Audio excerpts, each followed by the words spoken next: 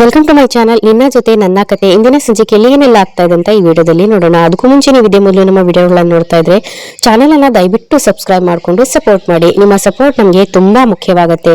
ಹಾಗೇನೆ ವಿಡಿಯೋ ಇಷ್ಟ ಆದಲ್ಲಿ ಒಂದು ಲೈಕ್ ಮಾಡೋದನ್ನ ಮರಿಬೇಡಿ. ಸಂಚಿಕೆ ಶುರುವಿನಲ್ಲಿ ಭೂಮಿ ಭಾಗ್ಯ ಹತ್ರ ಬಂದ್ಬಿಟ್ಟು, ಅಮ್ಮ ನೀನ್ ಡಾಕ್ಟರ್ ಹೇಳ್ದಾಗೇನೆ ರೆಸ್ಟ್ ಮಾಡು, ನಾನು ಸ್ಟೇಷನ್ ಹತ್ರ ಸ್ವಲ್ಪ ಕೆಲಸ ಇದೆ, ಹೋಗಿ ಬರ್ತೀನಿ ಅಂತ ಹೇಳಿದಾಗ, ಭೂಮಿ ನೀನೇನು ಚಿಂತೆ ಮಾಡ್ಬೇಡ, ಅಮ್ಮನ ನಾನ್ ನೋಡ್ಕೊಳ್ತೀನಿ, ನೀನ್ ಆರಾಮಾಗಿ ಹೋಗ್ಬಾ ಅಂತ ಹೇಳ್ಬಿಟ್ಟು ಸದಾ ಅವರ ವೈಫ್ ಹೇಳ್ತಾರೆ. ಆಗ ಅಕ್ಕ ನಿಮ್ಗೆ ಯಾಕೆ ತೊಂದ್ರೆ, ನಾವು ಹೋಗಿ ಬರ್ತೀವಿ ಅಂತ ಹೇಳಿ ಭೂಮಿ ಹೇಳ್ತಾ ಇದ್ದಾಗ, ಇಲ್ಲ ಪರವಾಗಿಲ್ಲ ಅಂತ PC ಸದಾ ಅವರ ವೈಫ್ ಹೇಳ್ತಾರೆ. ಆಗ ಲಕ್ಷ್ಮಿ ಕೂಡ, ಭೂಮಿ ನಿನ್ ಜೊತೆ ನಾನು ಕೂಡ ಬರ್ತೀನಿ ಬಾ ಅಂತ ಹೇಳ್ಬಿಟ್ಟು ಆಚೆ ಕಡೆ ಕರ್ಕೊಂಡ್ ಬರ್ತಾರೆ.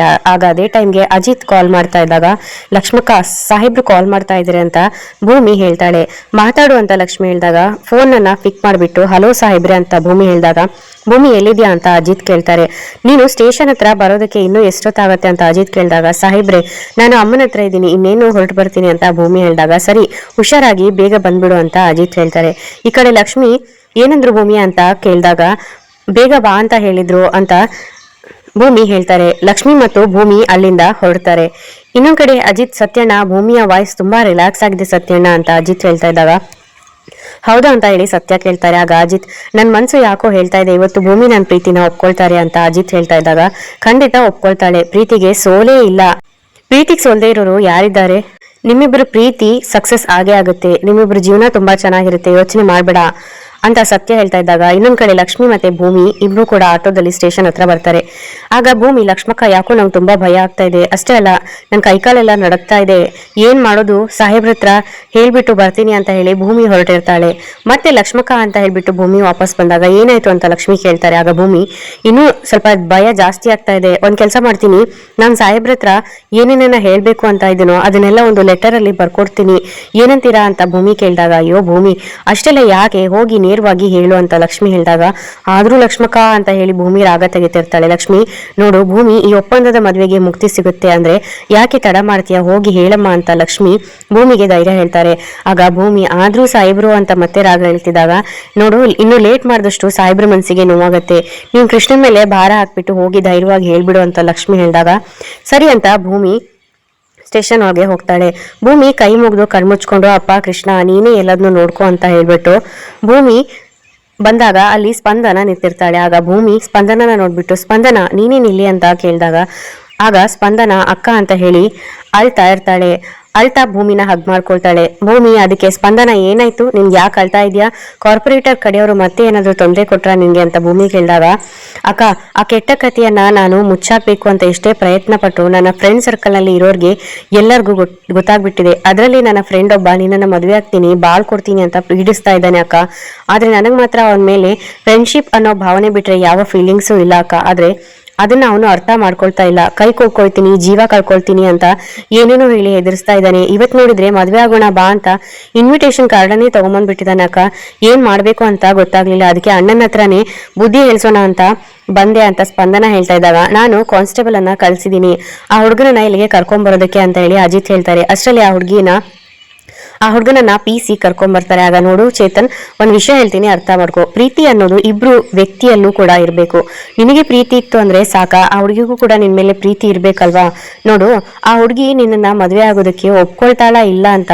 ಕೈ ಕೂಡ್ಕೊಳ್ತೀನಿ ಅನ್ನೋದು, ಸಾಯ್ತೀನಿ ಅನ್ನೋದು, ಈ ತರ ಹೆದರ್ಸಿ ಎಲ್ಲ ಮಾಡೋದು ಎಷ್ಟ್ ಸರಿ ಹೇಳು, ಅರ್ಥ ಮಾಡ್ಕೊ, ಇದನ್ನ ಇಲ್ಲಿಗೆ ಬಿಟ್ರೆ ನಿನ್ಗೂ ಒಳ್ಳೇದು ಆ ಹುಡುಗಿಗೂ ಒಳ್ಳೇದು ಅಂತ ಅಜಿತ್ ಬುದ್ಧಿ ಹೇಳ್ತಾ ಇದ್ದಾಗ, ಅಯ್ಯೋ ಸರ್ ನನ್ ಪ್ರೀತಿ ನಿಮ್ಗೆ ಅರ್ಥ ಆಗೋದಿಲ್ಲ ಬಿಡಿ ಸರ್, ನಾನು ಅವಳನ್ನ ತುಂಬಾ ಕೇರ್ ಮಾಡ್ತೀನಿ ಸರ್, ಅತ್ಯಾಚಾರ ಆಗಿರೋ ಹುಡುಗಿನ ಮದ್ವೆ ಆಗೋದಕ್ಕೆ ಮುಂದೆ ಬಂದಿದ್ದೀನಿ ಅಂದ್ರೆ ಅದನ್ನ ನೀವು ಅಪ್ರಿಶಿಯೇಟ್ ಮಾಡೋದನ್ನ ಬಿಟ್ಟು ನನ್ಗೆ ನೀವು ಬುದ್ಧಿ ಹೇಳ್ತಿರಲ್ಲ ಸರ್ ಅಂತ ಅವನು ಹೇಳ್ತಾ ಇದ್ದಾಗ, ಭೂಮಿ ಬಂದು ಅವನ್ ಕೆನ್ನೆಗೆನೆ ಬಾರಿಸ್ತಾರೆ. ಹಾಗೆ ಯಾರ ಮುಂದೆ ಏನ್ ಮಾತಾಡ್ತಾ ಇದೆಯಾ ಅನ್ನೋ ಪ್ರಜ್ಞೆ ಏನಾದ್ರೂ ಇದೆಯಾ ನಿನ್ಗೆ, ಒಂದ್ ಹುಡುಗಿ ಫ್ರೆಂಡ್ಶಿಪ್ ಅಲ್ಲಿ ಮಾತಾಡಿದ್ರು ಕೂಡ ಅದು ಲವ್ ಆಗ್ಬಿಡುತ್ತಾ ನಿನ್ಗೆ, ಒಂದ್ ತಿಳ್ಕೊ, ಸ್ನೇಹನೇ ಬೇರೆ ಪ್ರೀತಿನೇ ಬೇರೆ, ಪಾಪ ಈ ಹುಡುಗಿ ಪರಿಸ್ಥಿತಿ ಗೊತ್ತಿದ್ದು ಅದನ್ನ ಈ ರೀತಿ ಉಪಯೋಗಿಸ್ಕೊಳ್ತಾ ಇದೆಯಲ್ಲ, ನಾಚಿಕೆ ಆಗೋದಿಲ್ವಾ ನಿನ್ಗೆ, ನೀನ್ ಇಷ್ಟೆಲ್ಲ ಹುಚ್ಚಾಟ ಆಡಿದ್ರು ಈ ಹುಡುಗಿ ಏನಕ್ಕೆ ಸಹಿಸ್ಕೊಂಡಿದ್ದಾಳೆ ಹೇಳು, ಅವಳು ನಿನ್ ಮೇಲೆ ಫ್ರೆಂಡ್ಶಿಪ್ ಅನ್ನ ಇಟ್ಕೊಂಡಿದ್ದಾಳೆ ಗೌರವದಿಂದ ಅಂತ ಭೂಮಿ ಚೇತನ್ಗೆ ಬೈದು ಬುದ್ಧಿ ಹೇಳ್ತಾ ಇರ್ತಾಳೆ. ಅದು ಅಜಿತ್ಗೆ ತಾಗ್ತಾ ಇರುತ್ತೆ. ಈ ಕಡೆ ಭೂಮಿ, ಸ್ನೇಹ ಪ್ರೀತಿ ಆಗುತ್ತೆ ನಿಜ, ಆದ್ರೆ ಇಬ್ರಿಗೂ ಅದು ಸಹಜ ಅಂತ ಅನ್ನಿಸ್ಬೇಕು, ಪರಸ್ಪರ ಇಬ್ರು ಕೂಡ ಒಪ್ಕೋಬೇಕು, ಆಗ ಮಾತ್ರ ಪ್ರೀತಿ ಹುಟ್ಟಬೇಕು. ಪಾಪ ಈ ಹುಡುಗಿ ಏನ್ ಕಷ್ಟದ ಪರಿಸ್ಥಿತಿಯಲ್ಲೇ ಇರ್ತಾಳೆ, ನೀನು ಸಹಾಯ ಮಾಡಿದೀಯಾ, ಅದನ್ನೇ ನೀನು ಬಳಸ್ಕೊಂಡು ಅವಳೇ ಬೇಕು ಅಂದ್ರೆ ಹೇಗಾಗುತ್ತೆ? ಒಂದ್ ಹೆಣ್ಣಿನ ಅಸಹಾಯಕತೆಯನ್ನ ತಿಳ್ಕೊಂಡು ಈ ರೀತಿ ದುರುಪಯೋಗ ಪಡಿಸ್ಕೊಳ್ಳೋದು ಎಷ್ಟು ಸರಿ? ನಿನಗೆ ಅವಳ ಮೇಲೆ ಪ್ರೀತಿ ಹುಟ್ಟಿದ್ದು ನಿಜಾನೇ, ಆದ್ರೆ ಅದಕ್ಕೂ ಮುಂಚೆ ಅವಳಿಗೂ ಕೂಡ ನಿನ್ ಮೇಲೆ ಪ್ರೀತಿ ಇರ್ಬೇಕು ತಾನೇ. ಅವಳಿಗೇನೋ ಅನಿವಾರ್ಯತೆ ಇದೆ ಅನ್ನೋ ಕಾರಣಕ್ಕೆ ಏನೋ ಕಾಳಜಿ ರೂಪದಲ್ಲಿ ಅಥವಾ ನೀನು ಸಹಾಯ ಮಾಡ್ತಿದ್ಯಲ್ಲ, ಅದನ್ನ ಪ್ರೀತಿ ಅಂತ ಹೇಳ್ಬಿಟ್ಟು ನೀನು ದುರುಪಯೋಗ ಪಡಿಸ್ಕೊಳ್ಳೋದು ತಪ್ಪು ಅಂತ ಭೂಮಿ ಚೇತನ್ಗೆ ಬೈತಾ ಇರ್ತಾರೆ. ಆಗ ಇದೆಲ್ಲದೂ ಕೂಡ ಇಂಡೈರೆಕ್ಟ್ ಆಗಿ ಅಜಿತ್ಗೆ ಹೇಳಿರೋ ತರ ಆಗ್ತಾ ಇರುತ್ತೆ. ಅಜಿತ್ ಮನ್ಸಿನಲ್ಲೆಲ್ಲ ಹಾಗಾದ್ರೆ ಭೂಮಿಯ ಪರಿಸ್ಥಿತಿಯನ್ನ ನಾನು ಅಡ್ವಾಂಟೇಜ್ ಆಗಿ ತಗೊಂಡ, ಅವ್ರ ತಾಯಿಯನ್ನ ಬಿಡಿಸ್ಕೊಳ್ಳೋದಕ್ಕೋಸ್ಕರ ನನ್ನ ಜೊತೆ ಅವರು ಅಗ್ರಿಮೆಂಟ್ ಮ್ಯಾರೇಜ್ ಆಗೋದನ್ನ ನಾನು ಇವಾಗ ದುರುಪಯೋಗ ಪಡಿಸ್ಕೊಳ್ತಿದ್ದೀನಿ ಅಂತ ಆಯ್ತು ಅಂತ ಅಜಿತ್ ಮನ್ಸಲ್ಲೇ ಅನ್ಕೊಳ್ತಾ ಇರ್ತಾನೆ. ಇಷ್ಟೆಲ್ಲ ಆದ್ರೂ ಪಾಪ ಆ ಹುಡುಗಿ ಮನ್ಸಲ್ಲಿ ಏನ್ ಉಳ್ಕೊಂಡಿದೆ ಹೇಳು? ಬರೀ ಸ್ನೇಹ. ಇದನ್ನ ನಿನ್ಗೆ ಅವಳು ತಿಳ್ಸೋದಕ್ಕೆ ಎಷ್ಟು ಪ್ರಯತ್ನ ಪಡ್ತಾ ಇದ್ದಾಳೆ ಗೊತ್ತಾ? ಅದು ನಿಜವಾದ ಫ್ರೆಂಡ್ಶಿಪ್ ಅಂದ್ರೆ ಇಂಥ ಪವಿತ್ರವಾದ ಸಂಬಂಧನ ಪ್ರೀತಿ ಅನ್ನೋ ಹೆಸರಿಂದ ನೀನು ಹಾಳು ಮಾಡ್ಬೇಡ ಅಂತ ಭೂಮಿ ಆ ಚೇತನ್ಗೆ ಹೇಳ್ತಾ ಇದ್ದಾಗ ಚೇತನ್ ಸಾರಿ ಸ್ಪಂದನ ಅಂತ ಹೇಳ್ಬಿಟ್ಟು ಅಲ್ಲಿಂದ ಹೊರಟೋಗ್ತಾನೆ. ನಂತರ ಸ್ಪಂದನ ಥ್ಯಾಂಕ್ ಯು ಅಕ್ಕ, ಥ್ಯಾಂಕ್ ಯು ಅಣ್ಣ, ನಾನಿನ್ ಬರ್ತೀನಿ ಅಂತ ಹೇಳಿ ಈ ಸ್ಪಂದನ ಮತ್ತು ಚೇತನ್ ಅಲ್ಲಿಂದ ಹೊರಟೋಗ್ತಾರೆ.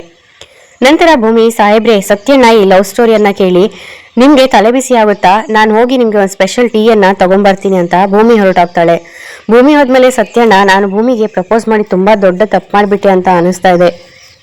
ಅಟ್ಲೀಸ್ಟ್ ಅವಳ ಮನಸ್ಸಲ್ಲಿ ಏನಿದೆ ಅನ್ನೋ ತಿಳ್ಕೊಂಡು ನಾನು ಪ್ರಪೋಸ್ ಮಾಡಬೇಕಾಗಿತ್ತು. ಕನಿಷ್ಠ ಪಕ್ಷ ಈ ಅಗ್ರಿಮೆಂಟ್ ಪೀರಿಯಡ್ ಮುಗಿಯುವವರೆಗೂ ನಾನು ಸುಮ್ಮನೆ ಇದ್ದು ಆಮೇಲೆ ಮಾತಾಡಬೇಕಾಗಿತ್ತು. ಸತ್ಯಣ್ಣ, ಭೂಮಿ ಅದೆಷ್ಟು ಹಿಂಸೆ ಪಟ್ಕೊಂಡಿದ್ದಾಳೋ ಏನೋ. ಈ ಕಡೆ ನನ್ನ ಬಿಟ್ಟು ಹೋಗೋ ಹಾಗೂ ಇಲ್ಲ, ಮನೆಯವ್ರ ಮುಂದೆ ನಾನು ಹೆಂಡತಿಯಾಗಿ ಆಕ್ಟ್ ಮಾಡ್ಬೇಕು. ಸತ್ಯಣ್ಣ, ನನ್ಗೆ ಯಾಕೋ ನಾನು ಭೂಮಿಯನ್ನ ಕಳ್ಕೊಂಡ್ಬಿಡ್ತೀನಿ ಅಂತ ಅನಿಸ್ತಾ ಇದೆ. ನಾನು ಭೂಮಿದು ಫ್ರೆಂಡ್ಶಿಪ್ ಕೂಡ ಕಳ್ಕೊಂಡ್ಬಿಡ್ತೀನಿ ಅಂತ ಅನಿಸ್ತಾ ಇದೆ ಅಂತ ಅಜಿತ್ ಸತ್ಯನ್ ಮುಂದೆ ಹೇಳ್ತಾ ಇದ್ದಾಗ, ಇನ್ನೊಂದ್ ಕಡೆ ಮನೆಯಲ್ಲಿ ಅಜ್ಜಿ ರಾಮ್ ಅರೆಸ್ಟ್ ಆಗಿರೋ ವಿಚಾರ ಇಷ್ಟು ದೊಡ್ಡದಾಗಿದೆ, ಇನ್ನು ಅಂಜುನ ಮದ್ವೆ ಮಾಡ್ಕೊಳ್ಳೋ ಹುಡುಗನ್ ಮನೆ ಕಡೆಯಿಂದ ಯಾರು ಏನು ವಿಚಾರಿಸಿಲ್ಲ, ಫೋನ್ ಕೂಡ ಮಾಡಿಲ್ಲ ಅಂತ ಅಜ್ಜಿ ಹೇಳ್ತಿದ್ದಾಗ ನನ್ಗೂ ಕೂಡ ಅದೇ ಟೆನ್ಷನ್ ಆಗ್ತಾ ಇರೋದು ಅತ್ತೆ. ಅಟ್ಲೀಸ್ಟ್ ಫೋನ್ ಮಾಡ್ಬೇಕಾಗಿತ್ತಲ್ವಾ? ನಾಳೆನೇ ನಿಶ್ಚಿತಾರ್ಥ ಬೇರೆ, ಈ ಟೈಮಲ್ಲಿ ಅಂತ ಹೇಳಿ ದೇವಿಯಾನಿ ಟೆನ್ಷನ್ ಆಗಿರೋ ತರ ನಾಟಕ ಮಾಡ್ತಾ ಇದ್ದಾಗ, ದೇವಿಯಾನಿ ಯಾಕೆ ಈ ತರ ಎಲ್ಲ ಯೋಚನೆ ಮಾಡ್ತೀಯಾ? ಅವರಿಗೂ ನ್ಯೂಸ್ ಮೂಲಕ ವಿಷಯ ಗೊತ್ತಾಗಿರುತ್ತೆ, ನೇರವಾಗಿನೇ ಹೇಗೆ ಕೇಳೋದು ಅಂತ ಸಂಕೋಚ ಪಟ್ಕೊಂಡು ಸುಮ್ಮನೆ ಆಗಿರ್ಬೋದು ಅಂತ ಶ್ರವಣ್ ಹೇಳ್ತಾ ಇದ್ದಾಗ, ಅದು ಸರಿ ಭಾವ, ಆದ್ರೆ ಯಾರ್ಯಾರ ಮನ್ಸಲ್ಲಿ ಏನೇನ್ ಓಡ್ತಾ ಇರುತ್ತೆ ಅಂತ ಹೇಳೋದಕ್ಕಾಗಲ್ಲ ಅಲ್ವಾ? ಆದ್ರೆ ಅವರು ಇದನ್ನೇ ನೆಪ ಮಾಡ್ಕೊಂಡು ಅಂತ ಹೇಳಿ ದೇವಿಯಾನಿ ಅಳೋ ತರ ನಾಟಕ ಮಾಡ್ತಾ ಇದ್ದಾಗ, ದೇವಿಯಾನಿ ಹೇಳ್ತಾ ಇದೀನಲ್ವಾ, ಯಾಕೆ ಇಲ್ದಿರೋದನ್ನೆಲ್ಲ ಯೋಚನೆ ಮಾಡ್ತೀಯಾ? ಎಲ್ಲ ಸರಿಯಾಗುತ್ತೆ, ನೀನ್ ಸುಮ್ಮನೆ ಇರು. ಯಾವುದಕ್ಕೂ ನಾನೇ ಒಂದು ಫೋನ್ ಮಾಡ್ತೀನಿ ಅಂತ ಹೇಳ್ಬಿಟ್ಟು ಶ್ರವಣ್ ಕಾಲ್ ಮಾಡ್ತಾನೆ. ಆಗ ಅವರು ಫೋನ್ ಪಿಕ್ ಮಾಡೋದೇ ಇಲ್ಲ. ಈ ಕಡೆ ನಚ್ಚಿ, ಮಾವ ನಾಳೆ ಇವೆಂಟ್ಗೆ ಎಲ್ಲ ರೆಡಿಯಾಗಿ ಹೋಗ್ಬಿಟ್ಟಿದೆ, ನೀವು ವಯಸ್ಸಿರುವ ಯಾವ ಕೆಲಸನೂ ಇನ್ನೂ ಪೆಂಡಿಂಗ್ ಇಲ್ಲ, ಪ್ಲೀಸ್ ಇನ್ನೊಂದ್ಸರಿ ಕಾಲ್ ಮಾಡಿ ಅಂತ ಹೇಳ್ಬಿಟ್ಟು ನಚ್ಚಿ ಹೇಳ್ತಾನೆ. ಶ್ರವಣ್, ಬೇಡ ನಚ್ಚಿ, ನೇರವಾಗಿನೇ ಹೋಗಿ ಮಾತಾಡೋದು ಸೂಕ್ತ ಅನ್ಸುತ್ತೆ. ಅಟ್ಲೀಸ್ಟ್ ಅವ್ರ ಮನ್ಸಲ್ಲಿ ಏನಿದೆ ಅಂತ ಏನಾದ್ರು ತಿಳ್ಕೊಬಹುದು. ನೋಡಿ, ನೀವ್ ಯಾರು ಟೆನ್ಷನ್ ಮಾಡ್ಕೊಳ್ಬೇಡಿ ಕಂದ, ನಾನು ಅವ್ರ ಹತ್ರ ಹೋಗಿ ಮಾತಾಡ್ತೀನಿ ಅಂತ ಅಂಜುಗೆ ಹೇಳ್ತಾರೆ. ಶ್ರವಣ್ ಅಲ್ಲಿಂದ ಹೊರಡ್ತಾರೆ. ಇನ್ನು ಶ್ರವಣ್ ಹೋದ್ಮೇಲೆ ಅಂಜು ಅವಸರ ಪಟ್ಟು ಅಬ್ರಾಡ್ ಇಂದ ನೀನು ಮನೆಗ್ ಬಾ ಅಂತ ಹೇಳ್ದೆ, ಈಗ ಆ ಅವಸರನೇ ನಿನ್ ಜೀವನಕ್ಕೆ ಮುಳುವಾಗ್ತಾ ಇದೆ ಅಂತ ಅನ್ನಿಸ್ತಾ ಇದೆ. ಐ ಆಮ್ ಸಾರಿ ಪುಟಿ, ಸಾರಿ ಮಗಳೇ ಅಂತ ಹೇಳಿ ದೇವಿಯಾನಿ ಮತ್ತೆ ನಾಟಕ ಮಾಡ್ತಾ ಇರ್ತಾಳೆ. ಆಗ ನೀನ್ ಏನೋ ಅವಸರದಲ್ಲಿ ನಿರ್ಧಾರ ತಗೋಬೇಡ, ಸಮಾಧಾನ ಮಾಡ್ಕೊ, ಎಲ್ಲ ಒಳ್ಳೇದಾಗತ್ತೆ ಅಂತ ಅಜ್ಜಿ ಹೇಳ್ತಾರೆ. ಈ ಕಡೆ ಸತ್ಯ, ಅಜಿತ್ ನಿನ್ ತಲೆಯಲ್ಲಿ ಏನು ಓಡ್ತಾ ಇದೆ ಅಂತ ನಂಗೆ ಚೆನ್ನಾಗಿ ಗೊತ್ತು, ಆದ್ರೆ ಈ ಪ್ರೀತಿ ಅನ್ನೋ ವಿಚಾರದಲ್ಲಿ ತುಂಬಾ ತಲೆ ಕೆಡ್ಸ್ಕೋಬೇಡ, ಆಮೇಲೆ ತಲೆನೇ ಸಿಡ್ದೋಗುತ್ತೆ ಅಂತ ಸತ್ಯ ಅಜಿತ್ಗೆ ಸಮಾಧಾನ ಮಾಡ್ತಾ ಇರ್ತಾರೆ. ಆಲ್ರೆಡಿ ಕೆಟ್ಟೋಗಿದೆ ಸತ್ಯನ, ನನ್ನಿಂದ ಎಲ್ಲಿ ಭೂಮಿ ದೂರ ಆಗ್ಬಿಡ್ತಾಳೋ ಅಂತ ತುಂಬಾನೇ ಭಯ ಆಗ್ತಾ ಇದೆ. ಅಷ್ಟೇ ಅಲ್ಲ, ಭೂಮಿ ಪ್ರಪೋಸ್ ಮಾಡಿ ನಾನು ತುಂಬಾ ದೊಡ್ಡ ತಪ್ಪು ಮಾಡ್ಬಿಟ್ಟೆ ಅಂತ ಅಜಿತ್ ತುಂಬಾ ಎಮೋಷನಲ್ ಆಗ್ತಾ ಇರ್ತಾರೆ. ಆಗ ಅವಾಗ್ಲೇ ಭೂಮಿ ಸ್ಪಂದನಾಗಿ ಹೇಳ್ತಿದ್ದ ಮಾತುಗಳನ್ನ ಇಂಡೈರೆಕ್ಟ್ ಆಗಿ ನನ್ಗೆ ಹೇಳ್ತಿದ್ದಾಳೇನೋ ಅಂತ ಅನ್ನಿಸ್ತಾ ಇತ್ತು ಅಂತ ಅಜಿತ್ ಹೇಳ್ತಾ ಇದ್ದಾಗ, ಹಾಗೆಲ್ಲ ಏನೂ ಇಲ್ಲ ಅಜಿತ್, ಭೂಮಿ ಆ ಸಂದರ್ಭಕ್ಕೆ ಸರಿಯಾಗಿ ಮಾತಾಡಿದ್ಲು ಅಷ್ಟೇ, ಇವಾಗ ನೀನು ಅದೇ ಸ್ಟೇಜ್ ಅಲ್ಲಿ ಇರೋದ್ರಿಂದ ಅದು ನಿನ್ಗೆ ಹೇಳ್ದಾಗ ಅನ್ಸುತ್ತೆ ಅಂತ ಸತ್ಯ ಅವರು ಹೇಳ್ತಾ ಇರ್ತಾರೆ. ಆದ್ರೆ ಭೂಮಿ ನನ್ನ ಮದ್ವೆ ಆದಾಗಿಂದ ಅದೆಷ್ಟು ಸಾರಿ ಅಸಹಾಯಕತೆ ಪರಿಸ್ಥಿತಿಯಲ್ಲಿ ಇರ್ಬೋದು, ಹಾಗಿದ್ದಕ್ಕೆ ಅನ್ಸುತ್ತೆ ಭೂಮಿ ಈಗ ಇಷ್ಟೊಂದು ಎಕ್ಸ್ಪ್ಲೈನ್ ಮಾಡಿದ್ದು. ನೋಡು ಅಜಿತ್, ನೀನು ಪ್ರೀತಿ ಅನ್ನೋ ವಿಚಾರದಲ್ಲಿ ತುಂಬಾನೇ ಭಾವನಾತ್ಮಕವಾಗಿ ಮಾತಾಡ್ತಾ ಇದೀಯಾ, ಅದಕ್ಕೆ ನನ್ನೆದೆ ನಡ್ಗ ಹೋಗುತ್ತೆ ಕಣೋ. ನೀನು ನನ್ನ ತಂಗಿ ಸಾಹಿತ್ಯನ ತುಂಬಾನೇ ಪ್ರೀತಿ ಮಾಡಿದ್ದೆ, ಅದೇ ನಿನ್ನ ಕೊನೆಯ ಪ್ರೀತಿಯಾಗಿತ್ತು. ಆದ್ರೆ ಯಾವಾಗ ಭೂಮಿ ನಿನ್ ಜೀವನಕ್ಕೆ ಪ್ರವೇಶ ಮಾಡಿದ್ಲು ಅವಾಗ ನಾನು ಅವಳಲ್ಲಿ ಸಾಹಿತ್ಯಗಳನ್ನ ಕೂಡ ನೋಡ್ದೆ. ಇನ್ನೊಂದ್ ಕಡೆ ನಿನ್ ಜೀವನದ ಬಗ್ಗೆ ನನಗೆ ಕಾಳಜಿಯಲ್ಲಿ ಜೀವನ ಪರ್ಯಂತ ಹೀಗೇನೆ ನೀನು ಉಳ್ಕೊಂಡ್ಬಿಡ್ತೀವನೋ ಆತಂಕ. ನಿಜ ಹೇಳ್ತೀನಿ ಅಜಿತ್, ನನ್ಗೆ ನನ್ನ ತಂಗಿ ಸಾಹಿತ್ಯನ ಕಂಡ್ರೆ ಎಷ್ಟು ಪ್ರೀತಿನೋ ಅಷ್ಟೇ ನಿನ್ನನ್ನ ಕಂಡ್ರು ಕೂಡ ಅಷ್ಟೇ ಪ್ರೀತಿ. ನನ್ ಮಾತಿಗೆ ಬೆಲೆ ಕೊಟ್ಟು ನೀನು ನಿನ್ ಪ್ರೀತಿನ ಭೂಮಿ ಹತ್ರ ಹೇಳ್ಕೊಂಡೆ, ಆದ್ರೆ ಪಾಪ ಆ ಹುಡುಗಿಗೆ ಅರ್ಥ ಆಗಿಲ್ಲ ಅನ್ಸುತ್ತೆ. ನೀನು ಧೈರ್ಯವಾಗಿರು, ಜೀವನ ಹೀಗೆ ಇರೋದಿಲ್ಲ, ಬದಲಾಗ್ತಾ ಹೋಗುತ್ತೆ, ಇದೇ ಪ್ರಕೃತಿಯ ನಿಯಮ ಅಂತ ಸತ್ಯನ ಹೇಳ್ತಾ ಇದ್ದಾಗ ಆದ್ರೂ ಸತ್ಯಣ್ಣ, ನಾನು ಭೂಮಿ ಹತ್ರ ನನ್ನ ಪ್ರೀತಿನ ಹೇಳ್ಕೊಂಡು ತಪ್ಪು ಮಾಡ್ಬಿಟ್ನೇನೋ ಅಂತ ಅನ್ನಿಸ್ತಾ ಇದೆ ಅಂತ ಅಜಿತ್ ಸತ್ಯನ ಹತ್ರ ಹೇಳ್ಕೊಂಡು ಬೇಜಾರು ಮಾಡ್ಕೊಳ್ತಾ ಇರ್ತಾನೆ. ಈ ಕಡೆ ಟೀ ಅಂಗಡಿ ಹತ್ರ ಭೂಮಿ ಆ ಕಡೆ ಈ ಕಡೆ ಓಡಾಡ್ತಾ ಇರೋದನ್ನ ಲಕ್ಷ್ಮಿ ನೋಡ್ಬಿಟ್ಟು, ಭೂಮಿ ಏನಾಯ್ತು, ಯಾಕೆ ಈ ತರ ಸಪ್ಪ ಕೂತಿದ್ಯಾ, ಈ ಕಡೆಯಿಂದ ಆ ಕಡೆ ಯಾಕೆ ಓಡಾಡ್ತಾ ಇದ್ಯಾ ಅವಾಗ್ಲಿಂದ ಅಂತ ಲಕ್ಷ್ಮಿ ಕೇಳ್ತಾ ಇದ್ದಾಗ, ಭೂಮಿ ಲಕ್ಷ್ಮಕ್ಕ ಅವರು ನನ್ನ ಬಗ್ಗೆ ಅದೇನ್ ತಿಳ್ಕೊಂಡ್ರೋ ಏನು ಅಂತ ಭೂಮಿ ಹೇಳ್ದಾಗ, ಯಾರು ಅವಾಗ್ಲೇ ಟೀ ಕುಡ್ಕೊಂಡು ಹೋದ್ರಲ್ಲ ಅವರ ಸಕ್ಕರೆ ಖಾಲಿ ಆಯ್ತು ಅನ್ನೋದಕ್ಕೆ ಸಕ್ಕರೆ ಹಾಕಿ ಕೊಟ್ನಲ್ಲ ಅಂತ ಹೇಳಿ ಲಕ್ಷ್ಮಿ ಹೇಳ್ತಿದ್ದಾಗ, ಆಗ ಭೂಮಿ, ಲಕ್ಷ್ಮಕ್ಕ ನಾನು ಮಾತಾಡ್ತಾ ಇರೋದು ಸಾಹೇಬ್ರ ಬಗ್ಗೆ. ಅವಾಗ್ಲೇ ಸಾಹೇಬ್ರ ಸ್ಟೇಷನ್ ಅಲ್ಲಿ ಒಂದು ಹುಡುಗಿದು ಕೇಸ್ ಬಂದಿತ್ತು. ಆ ಹುಡುಗ ಹೇಳೋದಕ್ಕೂ ಮುಂಚೆನೆ ನಾನು ಅವ್ನ ಕಪಾಳಕ್ಕೆ ಬಾರಿಸಿ ಸ್ಪಂದನನ್ಗೆ ವಹಿಸ್ಕೊಂಡ್ಬಿಟ್ಟು ಅವನಿಗೇನೆ ಬುದ್ಧಿ ಹೇಳಿ ಕಳಿಸ್ದೆ. ಅದನ್ನ ಸಾಹೇಬ್ರ ಎದುರಿಗೆ ಇದೆಲ್ಲ ಆಗಿದ್ದು ಅಕ್ಕ, ಅವ್ರು ಏನ್ ಅನ್ಕೊಂಡ್ರು ಅಂತ ಭೂಮಿ ಹೇಳ್ತಾ ಇದ್ದಾಗ, ಸಾಹೇಬ್ರು ಹೆಂಗೆ ಅಂತ ನಿನಗೆ ಗೊತ್ತಿಲ್ವಾ, ನಿಜ ಹೇಳು ಭೂಮಿ, ಸಾಹೇಬ್ರು ನಿನ್ ಬಗ್ಗೆ ಹಂಗೆ ಅನ್ಕೊಳ್ಳೋದಕ್ಕೆ ಸಾಧ್ಯನಾ? ನಿನ್ ಮನ್ಸಲ್ಲಿ ಇರೋದನ್ನ ನೀನ್ ಹೇಳ್ಕೊಳ್ಳೋದಕ್ಕೂ ಮುಂಚೆನೆ ಸಾಹೇಬ್ರು ಅರ್ಥ ಮಾಡ್ಕೊಳ್ತಾರೆ ಅಂದ್ಮೇಲೆ ಇಂಥ ಸಣ್ಣ ಪುಟ್ಟ ವಿಚಾರಕ್ಕೆಲ್ಲ ಸಾಹೇಬ್ರು ಏನ್ ಅನ್ಕೊಳ್ತಾರೋ ಅಂತ ನೀನ್ ಯೋಚನೆ ಮಾಡೋದನ್ನ ಮೊದಲೇ ಬಿಡು. ಸಾಹೇಬ್ರ ಮನ್ಸಲ್ಲಿ ಹುಟ್ಟಿರೋ ಪ್ರೀತಿ ತರನೇ ನಿನ್ ಮನ್ಸಲ್ಲೂ ಕೂಡ ಪ್ರೀತಿ ಹುಟ್ಟಿದೆ. ಅದಕ್ಕೆ ದೇವರು ಕೂಡ ನಿನ್ ಜೊತೆ ಸಾಥ್ ಕೊಟ್ಟಿದ್ದಾರೆ ಅಂದ್ರ ಮೇಲೆ ನೀನ್ ಇನ್ನೂ ತಡ ಮಾಡೋದು ಸರಿಯಲ್ಲ.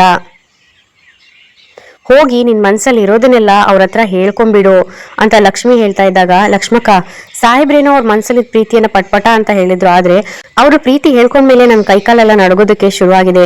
ಅವ್ರ ಕಣ್ಣಲ್ಲಿ ಕಣ್ಣಿಟ್ಟು ನೋಡೋಕ್ಕೂ ಆಗ್ತಾ ಇಲ್ಲ, ಮುಖಕ್ಕೆ ಮುಖ ಕೊಟ್ಟು ಮಾತಾಡೋಕ್ಕೂ ಆಗ್ತಾ ಇಲ್ಲ, ಹೊಟ್ಟೆಲೆಲ್ಲ ಏನೋ ಒಂಥರ ಚಿಟ್ಟೆ ಓಡಾಡ್ದಂಗ ಆಗ್ತಾ ಇದೆ, ಏನ್ ಮಾಡುದು ಅಂತಾನೆ ಗೊತ್ತಾಗ್ತಿಲ್ಲ ಅಂತ ಭೂಮಿ ಹೇಳ್ತಾ ಇದ್ದಾಗ, ಯಾಕೆ ಇಷ್ಟು ಹಿಂಜರಿಕೆ, ಇವ್ರಂತ ಗಂಡನ ಪಡೆಯೋದಕ್ಕೆ ಪುಣ್ಯ ಮಾಡಿದೀರಾ ಭೂಮಿ, ನೀನು ಈ ಅದೃಷ್ಟನ ಕಳ್ಕೊಬೇಡ, ಆದಷ್ಟು ಬೇಗ ನಿನ್ ಪ್ರೀತಿನ ಅವ್ರ ಹತ್ರ ಹೇಳ್ಕೊ ಭೂಮಿ, ನಿನ್ ಮನ್ಸಲ್ಲಿ ಇರೋದನ್ನೆಲ್ಲ ಹೇಳ್ಕೊಂಡ್ಬಿಡು ಭೂಮಿ, ಎಲ್ಲ ಒಳ್ಳೇದಾಗತ್ತೆ. ಕೊನೆಯದಾಗಿ ಒಂದ್ ಮಾತು ಹೇಳ್ತಿದೀನಿ ಕೇಳು, ಇವತ್ತಿನ ಕಾಲದಲ್ಲಿ ಹೆಣ್ಣನ್ನ ಹೆಣ್ಣಾಗಿ ನೋಡೋರೇ ಇಲ್ಲ, ಅಂಥದ್ರಲ್ಲಿ ನಿನ್ನ ಅಸಹಾಯಕತೆಯನ್ನ ಸಾಹೇಬ್ರು ಮನಸ್ ಮಾಡಿದ್ರೆ ಹೆಂಗ್ ಬೇಕಾದ್ರೂ ಬಳಸ್ಕೋಬಹುದಾಗಿತ್ತು. ಅವ್ರು ಯಾವತ್ತೂ ನಿನ್ನ ಜೊತೆ ಕೆಟ್ಟದಾಗಿ ನಡ್ಕೊಂಡೋರಲ್ಲ, ಇದ್ರಲ್ಲೇನೆ ನೀನ್ ಎಂಥ ಪುಣ್ಯವಂತೆ ಅನ್ನೋದನ್ನ ನೀನು ಯೋಚನೆ ಮಾಡು. ನಾನು ಹೋಗ್ಬಿಟ್ಟು ದಿನಸಿ ತಗೊಂಡ್ಬರ್ತೀನಿ, ನೀನು ಅಷ್ಟ್ರೊಳಗೆ ಎಲ್ಲ ವಿಚಾರನು ಸಾಹೇಬ್ರ ಹತ್ರ ಹೇಳಿರ್ಬೇಕು. ಇನ್ನು ನಾನ್ ನಿನ್ಗೆ ಏನೂ ಹೇಳಲ್ಲ, ಹೋಗಿ ಹೇಳಿರು ಅಂತ ಲಕ್ಷ್ಮಿ ಅಲ್ಲಿಂದ ಹೊರಟೋಗ್ತಾಳೆ. ಹಾಗೇನೆ ಭೂಮಿ ಅಜಿತ್ ಹಿಂದೆ ಪ್ರಪೋಸ್ ಮಾಡಿದ್ದನ್ನೆಲ್ಲ ನೆನಪು ಮಾಡ್ಕೊಳ್ತಾ ಕೂತಿರ್ತಾರೆ. ಅಜಿತ್ ಕಟ್ಟಿರೋ ತಾಳಿನ ಹಿಡ್ಕೊಂಡು ತಾಳಿ ನೋಡ್ತಾ ಎಲ್ಲ ನೆನಪನ್ನ ಮಾಡ್ಕೊಳ್ತಾ ಇರ್ತಾರೆ. ಇಲ್ಲಿಗೆ ಈ ಸಂಚಿಕೆ ಮುಕ್ತಾಯವಾಗುತ್ತೆ. ಈ ವಿಡಿಯೋ ಇಷ್ಟ ಆದಲ್ಲಿ ವಿಡಿಯೋನ ಲೈಕ್ ಮಾಡೋದನ್ನ ಮರಿಬೇಡಿ. ಹಾಗೇನೆ ನಮ್ಮ ಚಾನೆಲ್ ಅನ್ನ ದಯವಿಟ್ಟು ಸಬ್ಸ್ಕ್ರೈಬ್ ಮಾಡ್ಕೊಂಡು ಸಪೋರ್ಟ್ ಮಾಡಿ. ಮುಂದಿನ ವಿಡಿಯೋದೊಂದಿಗೆ ಮತ್ತೆ ಸಿಗ್ತೀನಿ. ಶುಭ ದಿನ. ಧನ್ಯವಾದಗಳು.